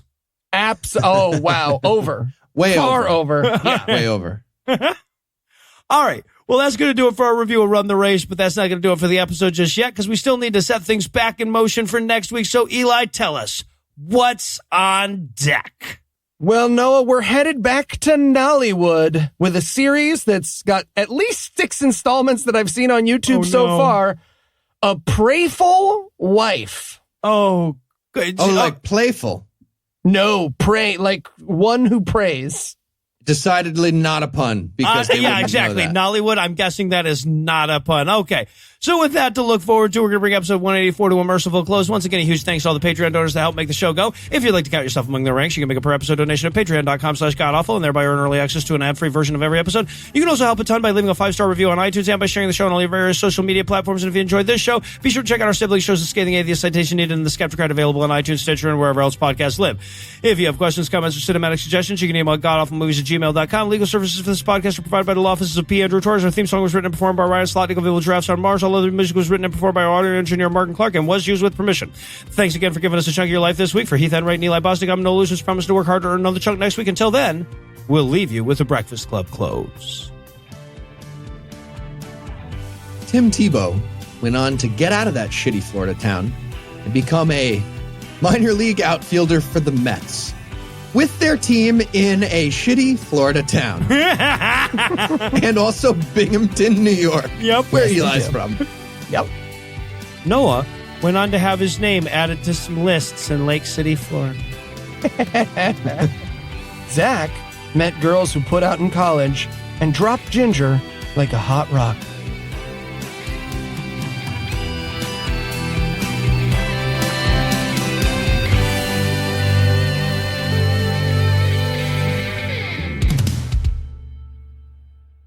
We're going to get Canadian buddy houses, Morgan. You can get a Canadian buddy house, too, if you want.